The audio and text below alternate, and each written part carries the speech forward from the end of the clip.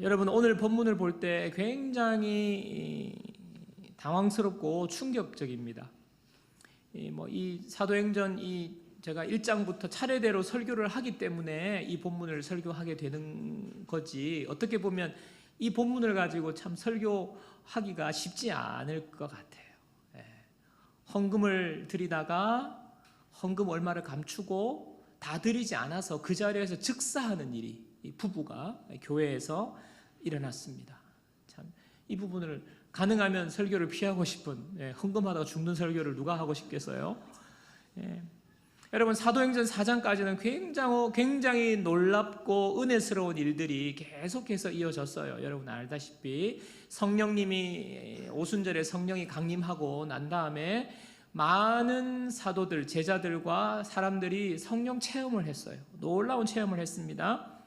사도들을 통해서요, 병자가 고침을 받았어요. 40년 동안 걷지 못한 그 안진뱅이가 일어나서 걷게 되고, 그 일을 통하여서요, 설교했더니 5,000명이 예수님을 믿고 3,000명이 예수님을 믿는 그야말로 놀라운 일이 일어났습니다.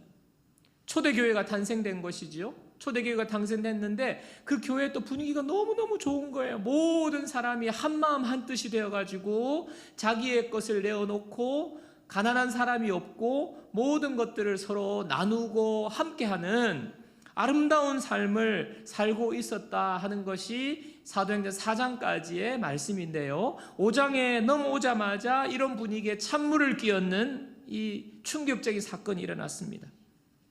여러분, 이 사건을 보면서 여러분, 초대교회 때는 재산을 팔아서 하나님께 바쳤습니다. 여러분도 빨리 재산 팔아가지고 하나님 앞에 헌금하세요. 그 중에 조금이라도 남기면 죽습니다. 망합니다. 하나님이 기뻐하시는 헌금은 집, 땅, 모든 거 다 팔아서 드리는 거예요. 이렇게 말하면 이것은 이단입니다. 이단. 그래서 이단이 보면 집 팔고 땅 팔고 다 그렇게 하잖아요. 이단인 거예요.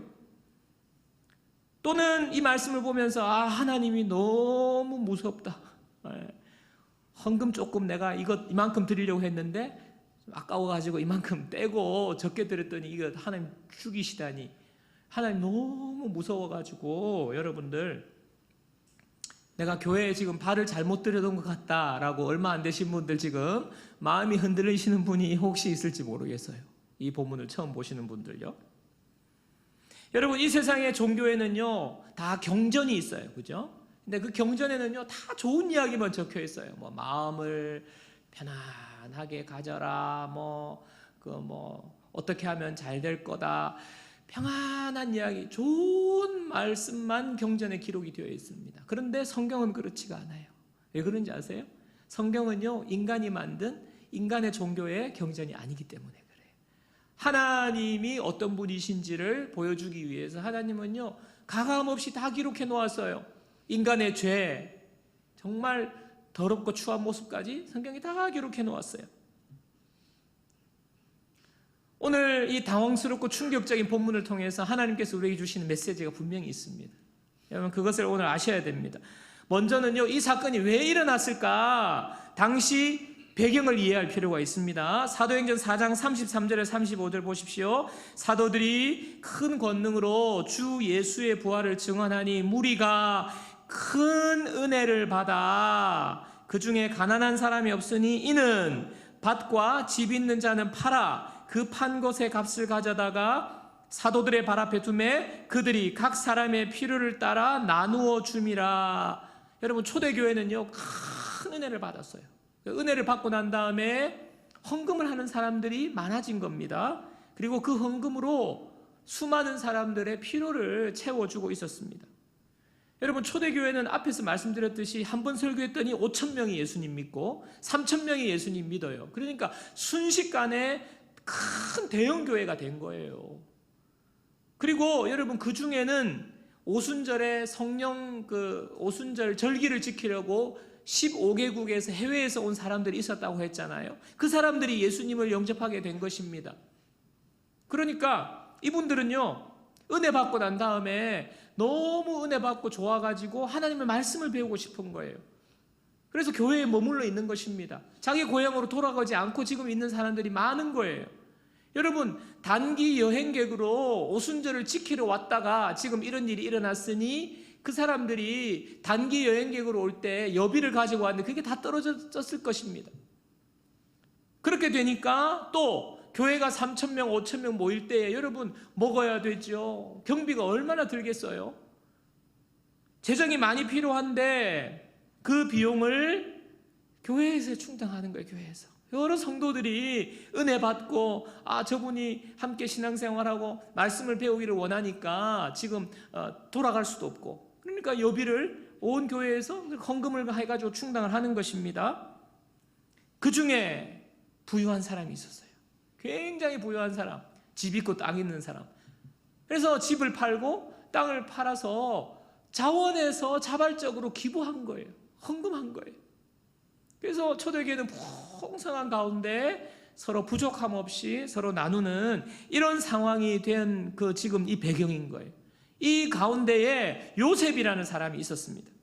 자, 사도행전 4장 36절 37절입니다.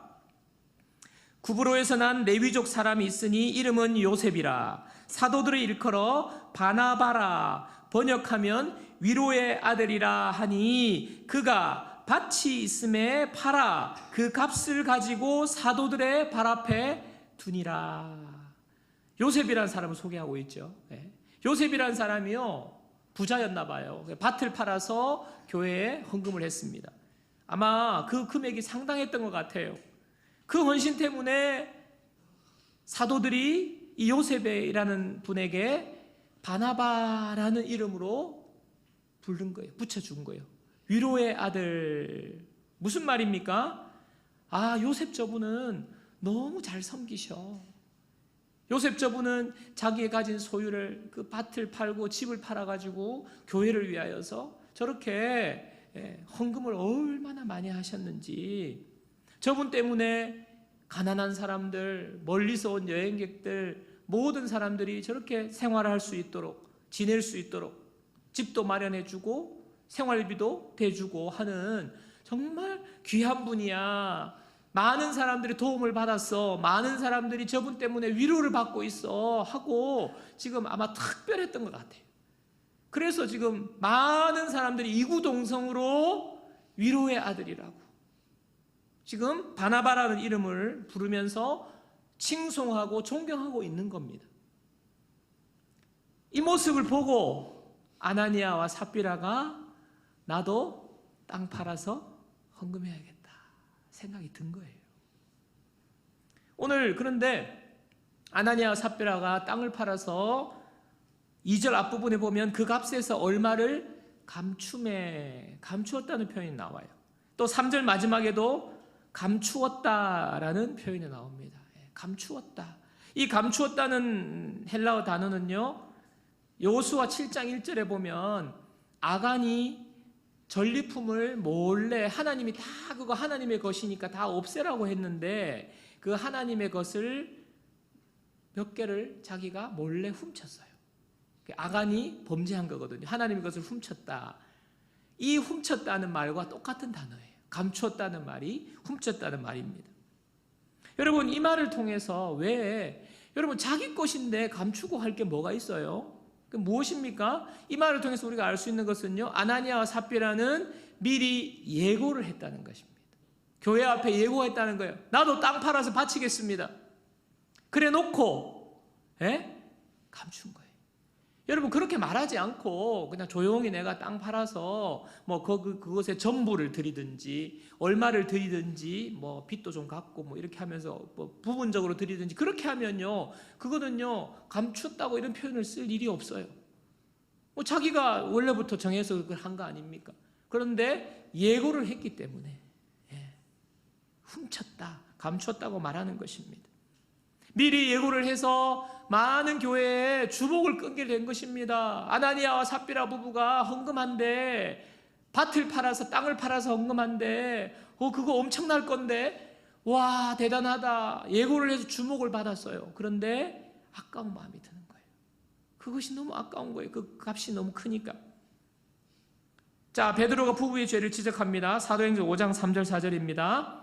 베드로가 이르되 아나니아야, 어찌하여 사탄이 내 마음에 가득하여 내가 성령을 속이고 땅값 얼마를 감추었느냐? 땅이 그대로 있을 때에는 내 땅이 아니며 판 후에도 내 마음대로 할 수가 없더냐? 어찌하여 이 일을 내 마음에 두었느냐? 사람에게 거짓말한 것이 아니요 하나님께로다.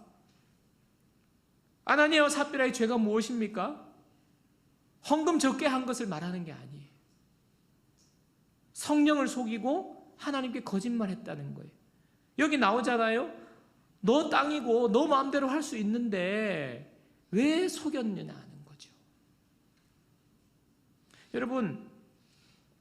여러분이 제일 싫어하시고 민감해하시는 이야기가 헌금 이야기인 거 저 잘 압니다. 자, 하나님은 헌금 많이 하시는 사람 좋아하시고 하나님 헌금 작게 하면 싫어한다. 그렇지 않습니다. 여러분, 헌금 이야기만 나오면 참 우리가 막 예민하다는 것은 그만큼 돈이 너무 귀하고 소중하지만 돈이 하나님과 같은 거예요. 네. 어떻게 돈을 교회에서. 여러분, 하나님은요 돈이 필요하신 분이 아니십니다. 여러분, 하나님은 온 우주 만물을 만드신 분이에요. 온 우주의 주인이시에요. 무에서 유를 만들어내시는 분이 뭐가 부족하셔서 하나님이 돈이 필요하시겠습니까? 모든 것이 하나님의 것입니다. 모든 것이 하나님이 주인이세요.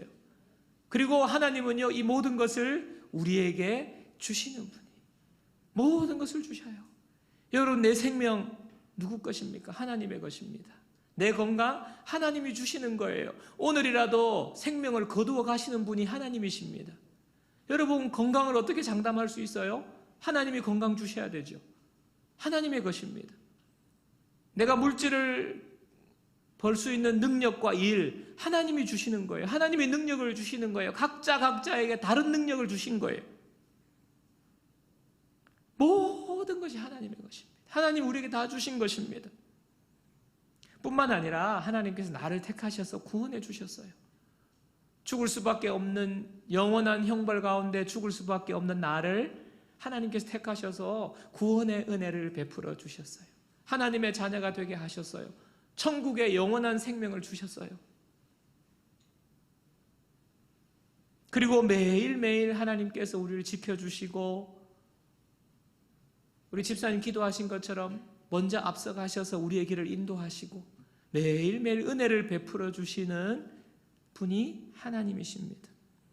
이 사실을 예수님을 믿으면요 깨닫게 되는 거예요. 깨닫게 되는 거예요.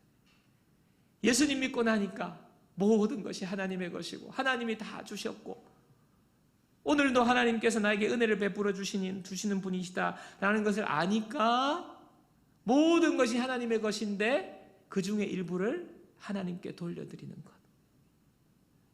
나에게 사랑을 베풀어 주시는 하나님께 고백으로, 사랑의 고백으로 드리는 것이 바로 헌금입니다. 여러분, 애인이 서로 사랑하는데요 너무너무 사랑해요. 근데 만나서 맨날 보면 막 사랑해, 성희야 사랑해 막 맨날 이러는데 커피 한 잔을 안 사. 말만 성희야 사랑해, 성희야 내가 너를 얼마나 사랑한지는 알아. 막 눈에서 꿀이 뚝뚝뚝 떨어지는데 커피 한 잔을 안 사요. 여러분, 그게 사랑하는 거 맞습니까? 여러분도 그렇게 안 하셨잖아요. 여러분, 사랑하면 주는 거예요. 주고 싶은 거예요. 쓰고 싶은 거예요. 사랑하는 배우자, 사랑하는 자녀에게, 사랑하는 손자, 손녀에게 와 너무 아깝다 지금 얘가 뭐 사달라는 그런 사람은요 사랑하는 게 아니잖아요.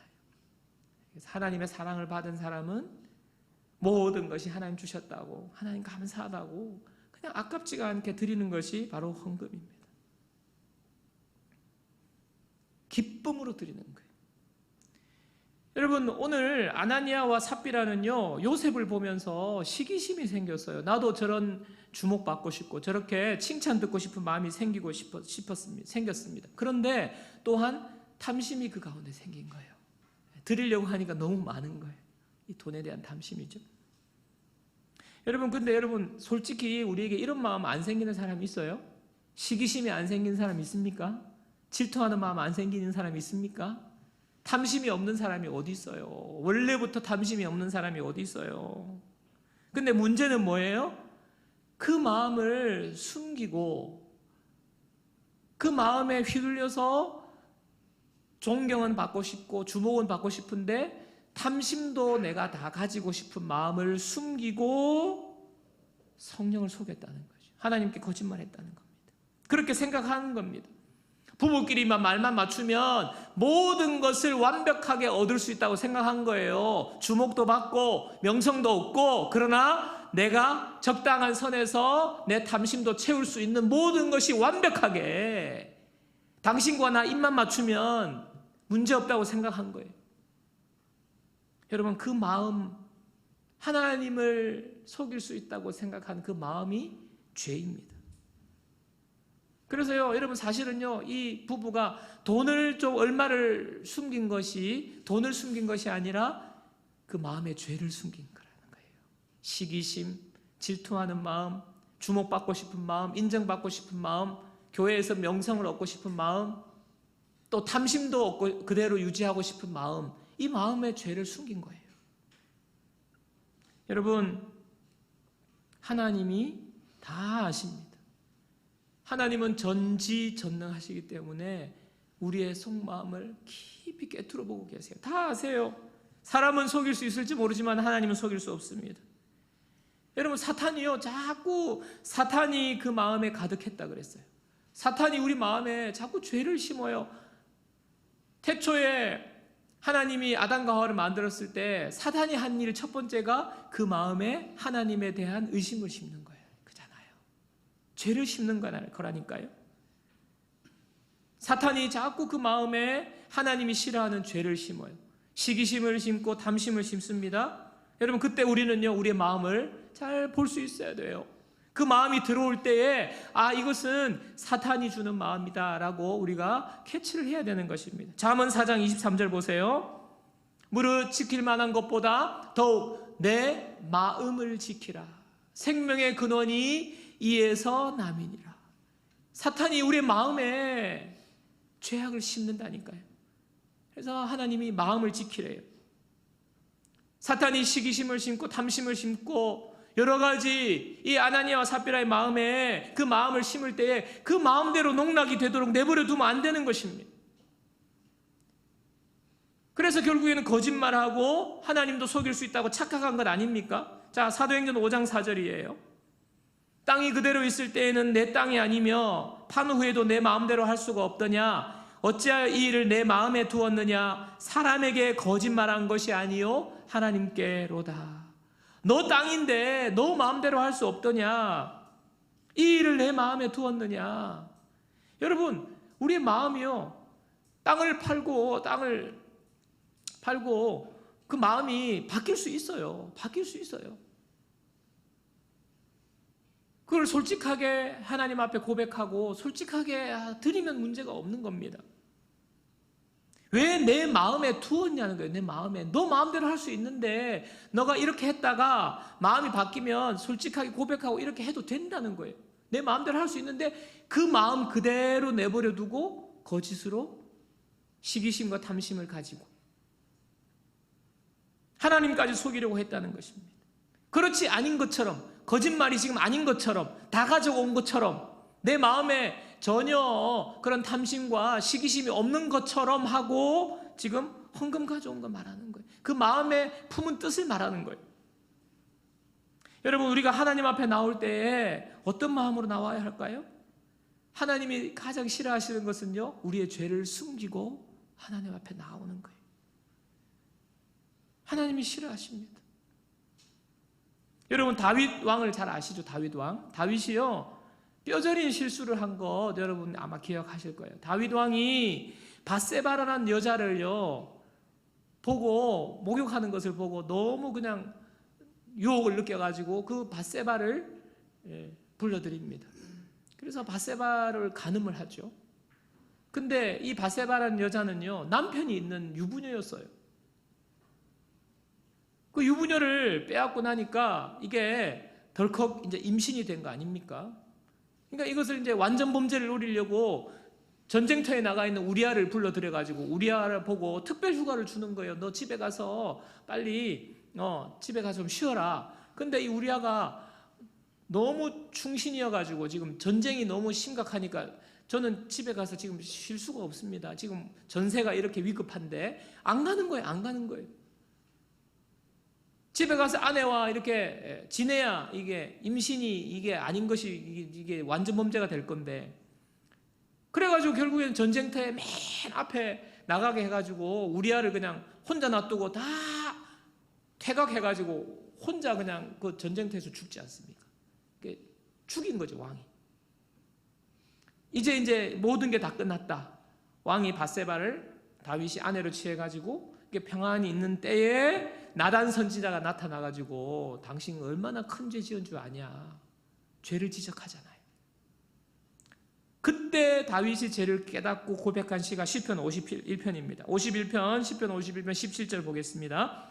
하나님께서 구하시는 제사는 상한 심령이라. 하나님이여 상하고 통회하는 마음을 주께서 멸시하지 아니하시리이다. 그가요, 알고 보니까 하나님께서 원하시는 제사, 하나님께서 가장 기뻐하는 예배는 뭐라고요? 상한 심령이라는 거예요.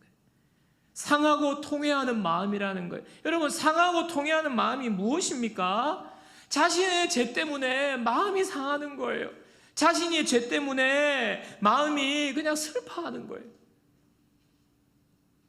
하나님 앞에 나올 때에 이 마음이 있어야 합니다. 하나님 앞에 나올 때에 이런 마음 없이 나는 죄 없어, 내가 뭐 살인을 저지른 것도 아니고 내가 뭐 간음을 한 것도 아니고 내가 무슨 죄가 있냐고 자꾸 교회에서 죄 그러는데 나는 죄 없어, 매주 예배 잘 나오고 있고 헌금도 그냥 하고 봉사도 잘하고 있는데 내가 무슨 죄가 있냐고. 그냥 하나님은 내 마음 주일 예배 오면 내 마음 그냥 평안하게 해주시고 내 사업 잘 되게 해주시고 내 자녀 공부 잘하게 해주시고 그냥 나 평안하게 해주세요. 나 평안하게 해주세요. 그리고 교회에서 그냥 남들이 볼 때 저분 뭐 괜찮아, 뭐 매주 예배도 잘 들으시고 봉사도 잘하고 헌금도 잘 하시는 것 같고 그냥 훌륭하신 분으로 명성만 얻으면 된다라고 생각하고 나오는 것. 우리가 그렇게 되지 않아야 되는 거예요. 그렇게 되지 않아야 되는 거예요. 이렇게 하는 모습이 아나니아와 삽비라의 모습입니다. 우리가 얼마 모태신앙이나 신앙이 이렇게 자란 분들 보면요, 이렇게 마음이 무뎌져 있어요. 뭐 잘하는데 겉으로 볼 때 뭐 문제가 없는데 여러분이 나올 때 하나님 앞에 나올 때 상하고 통회하는 마음이 있습니까? 아나니아와 삽비라의 모습이에요. 우리의 모습 속에 이 아나니아와 삽비라의 모습이 있지는 않습니까? 하나님께서 우리 교회에게, 초대교회에게 이것을 가르쳐 주시는 거예요. 하나님이 기뻐하실 수 없는 태도입니다.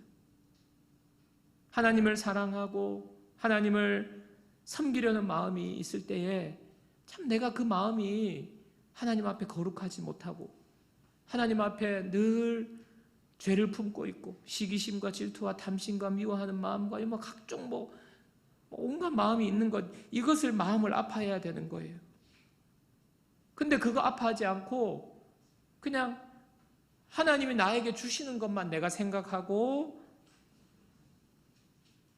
마치 하나님 앞에 하나님을 이용하려는 마음, 좀 심하게 말씀드려 죄송합니다.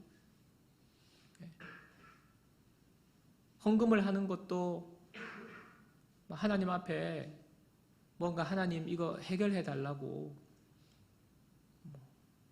소위 말해서 그 마음 깊숙한 곳에 여러분 그런 마음이 있으면 안 되는 거예요. 여러분 사업할 때 이렇게 계약 따내려고 뒤에서 이제 접대한다든지 뒷돈 준다든지 하나님이 흥신소도 아니고 해결해 달라고 이 비용을, 그게 헌금이 아니에요. 여러분 하나님 기뻐하실 수가 없습니다. 예수님께서 우리를 주목하게 하시려고 어떤 주목받게 하시려고 명성을 위해서 내 탐심을 위해서 내 탐심 채우려고 하나님께서 예수님을 통해서 십자가에 죽으신 것이 아닙니다. 예수님 우리의 죄 때문에 십자가에서 돌아가셨어요. 우리의 죄 때문에 예수님이 죽으셨다고요. 죄로 인해서 영원한 형벌을 받고 죽을 수밖에 없는 하나님의 저주를 받으면서 하나님과 불화하면서 평생을 그냥 고통 속에 살아갈 수밖에 없는 저와 여러분들을 하나님과 화해시키신 거예요. 죄 때문에 주님이 죽으셨습니다. 근데 오늘 사탄은 뭐예요? 조그마한 죄를 심어서 하나님과 관계가 멀어지도록 하는 거예요. 하나님과 관계. 하나님의 은혜를 누리지 못하도록, 하나님과 멀어지도록. 여러분, 요즘 시대에 교회에서요, 죄 이야기하면 좀 싫어해요. 여러분 표정도 보니까 지금 벌써부터 죄 이야기를 왜 해가지고. 내가 뭐 그리 죄를 지었. 죄 이야기 좀 싫어해요. 듣기 좋거나 웃기는 설교, 복 받아라, 잘 될 거다, 무조건 잘 될 거다. 헌금 좀 더 하면 더 잘 된다. 여러분, 이런 기독교는 기독교가 아니에요. 여러분, 죄 때문에 예수님이 오셨는데, 목회자가 일부러 막 정죄하고 그렇다고 막 정죄하고 맨날 너 죄 지어서 똑바로 안 하면 죽어. 예배 안 오는 거 죄야. 수요 예배 안 오면 죄야. 너 그러면 망해. 되는 거 봐라. 그래가지고 우연히 감기 걸렸다, 코로나 걸렸다. 그럼 봐라. 여러분, 그게 아니에요. 그렇게 하면 안 돼요. 그러나 목회자가 죄에 대해서 말하지 않고 작은 죄라고 가볍게 여기고 이렇게 하면 안 되는 거예요. 그렇게 되도록. 요한일서 1장 8절 보세요. 만일 우리가 죄가 없다고 말하면 스스로 속이는 거라는 거예요. 우리가 죄 없다 말하면요. 또 진리가 우리 속에 있지 아니한다. 여러분, 두 가지를 말하죠. 죄 없다 말하는 거고 속이는 거예요. 거짓말한다는 거예요. 또 하나는 그 사람에게는요, 진리가 임하지 않는 겁니다. 여러분, 진리 되신 예수님이 임하지 않는 거예요. 우리가 죄 없다 말하면요, 예수님 만날 수 없어요. 반대로 말하면 뭡니까? 죄 때문에 상하고 통회하고 하나님 어떻게 해요? 하나님 죄송해요. 이런 마음 가지고 하나님 앞에 나올 때 진리가 임한다는 거예요. 예수님이 우리를 만나 주신다는 거예요. 성령이 임한다는 것입니다. 하나님의 임재가 있다는 것입니다. 그래서 교회는요, 매주 죄인들이 와가지고 하나님 앞에 그냥 눈물로 죄를 고백하고 죄 용서 받는 게 교회예요. 하나님의 은혜를 받는 게 교회예요. 여러분이 누구를 살인을 했어요. 간음죄를 저질렀어요. 지금 안 들켰지만은 만약에 그럼 여러분 주일날 예배 와가지고 얼마나 마음이 간절하겠습니까? 두근두근. 들키면 안 되는데, 이 불 좀 들키면 안 되는데, 주님 들키지 않도록. 그렇게 하는 사람 없겠지만 여러분, 그런 마음이 있지 않겠어요? 솔직히 말해서 내가 큰 죄, 살인죄, 간음죄, 그런 생각이, 그런 것 지었다는 죄책이 있다면요. 여러분, 죄를 고백하고 하나님 앞에 나올 때, 통회하고 상하고 통회하는 마음을 가지고 나올 때 성령이 임하는 거예요. 주님이 만져주시는 거예요. 사도행전 5장 5절입니다. 아나니아가 이 말을 듣고 엎드려져 혼이 떠나니 이 일을 듣는 사람이 다 크게 두려워하더라. 또 5장 11절, 온 교회와 이 일을 듣는 사람들이 다 크게 두려워하니라. 초대교회에 두려움이 임했다는 거예요. 여러분, 이 두려움은요, 공포심, 무서워하는 거, 교회 와서 주눅 들고 이런 두려움이 아니라 내 죄가 둔감해지지 않았는지, 작은 죄라도 그저 둔감하게 그냥 아무렇지도 않은 듯 그렇게 될 때 하나님께서 이걸 엄히 심판하신다는 것에 대한 두려움이 있는 거예요. 두려움이. 하나님을 가볍게 여기는 것에 대한 두려움이 있는 거예요. 예배를 가볍게 여기는 거에 두려움이 있는 거예요. 하나님에 대해서 하나님은 그냥 이런 분이야 여러분, 그렇게 가볍게 여기면 안 되는 거예요. 그 두려움이 있어야 되는 거예요. 마음속에 죄에 대해 가볍게 여기는 마음, 작은 죄도 그냥 무뎌져 가지고 형식적으로 예배만 참여하고 형식적으로 예배 참여하는 것에 대한 두려움. 세속적인 복과 유익만을 위해서 하나님을 지금 예배하고 있는 건 아닌지 경각심을 갖고 두려워하는 거예요. 그래요. 초대교회 이 성도들이 이 사건이 있고 난 뒤에 얼마나 그 마음의 태도가 달라졌겠습니까? 예배하러 나올 때에, 하나님 앞에 예물을 드릴 때, 그것이 크고 작고의 문제가 아니에요. 작은 예물이라도 마음을 담아서 하나님 앞에 진실되게 드리는 태도가 바뀌지 않았겠습니까? 사도행전 5장 11절을요 메시지 성경에는 이렇게 번역했습니다. 자, 이 즈음에 이 일을 들은 온 교회는 물론 모든 사람들 안에 하나님께 대한 깊은 경외심이 생겼습니다. 하나님에 대한 경외함이 있는 거예요. 하나님을 함부로 대해서는 안 된다는 것을 알게 된 겁니다. 하나님을 함부로 여러분, 예배에 대해서, 믿음에 대해서, 신앙에 대해서 여러분 함부로 말하지 마십시오. 여러분의 얄팍한 지식과 여러분의 경험으로 교회는 이래야 돼, 신앙은 이거야, 함부로 말하면 안 돼요. 아나니아와 삽비라 사건을 통해서 교회에 하나님을 향한 경외심, 하나님에 대한 진지함이 생긴 거예요. 여러분, 그 마음이 있으니까 교회가 어떻게 바뀌었겠습니까? 나올 때요 고백이 있는 거예요. 고백. 하나님, 제가 이런 마음 품었어요. 하나님, 제 마음에 탐심이 있어요. 아까운 마음이 있어요. 하나님 앞에 드려야 되는데 아까운 마음이 있어요. 하나님, 어떻게 해요? 하나님, 저 돈의 노예가 되지 않게 해주세요. 탐심의 노예가 되지 않게 해주세요. 하나님 앞에 솔직히 이야기하는 거예요. 솔직히. 하나님, 제 마음에 늘 이런 죄가 있습니다. 음란한 생각, 음란한 거 좋아하고 음란한 거 보고 이런 죄가 있습니다. 하나님, 이게 잘 안 고쳐져요. 하나님, 저를 불쌍히 여겨주세요. 여러분, 그런 마음이 있어야 돼요. 상하고 통해하는 마음. 미워하거나 게으르거나 온갖 우리 마음에 일어나는 마음 가지고 하나님 앞에 솔직히 그것을 토하는 거예요. 토하는 거.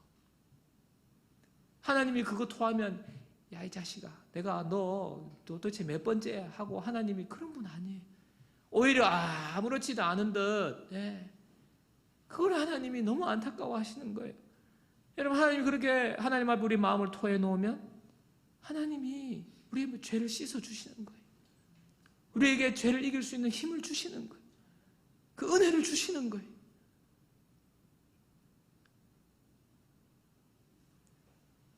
이렇게 바뀌어야 되는 겁니다. 여러분, 우리 교회가요 정말 초대교회의 아름다운 공동체의 모습으로 우리 교회도 거룩한 두려움으로 회복되기를 주님의 이름으로 축복합니다. 가장 큰 예배 와서 가장 큰 은혜는요, 내 상한 마음이 주님께서 치유해 주시는 거잖아요. 여러분, 그게 안 되고요, 그게 하나님도 모르시고 남들도 모르겠지 하고 이렇게 있으면요, 내 영혼이 점점 죽어갑니다. 아나니아와 삽비라는 그 자리에 죽었지만요, 하나님께서 그 자리에 죽게는 안 하실 거예요. 내 영혼이 점점 죽어가는 거예요. 죄에 대해서 둔감해지고. 여러분, 그 사람에게 무슨 은혜가 있겠어요? 무슨 은혜가 있겠어요? 무슨 감격이 있겠어요? 찬양할 때 무슨 감격이 있겠어요? 멀뚱. 여러분, 이 은혜가 우리가 상하고 통해하는 마음, 하나님 앞에 숨김없이 내 모든 거 다 아시는 주님 앞에 작은 것이라도. 그래서 여러분, 예배에 나올 때 여러분 앉아서 정말 그 상하고 통해하는 마음을 주님 앞에 먼저 내어놓는 거예요. 그렇게 할 때 하나님께서 우리를 회복시키시고 크신 놀라운 은혜를 주실 줄 믿습니다. 우리 교회에 거룩한 두려움으로 다시 한번 회복되는 그런 축복이 있기를 바랍니다. 우리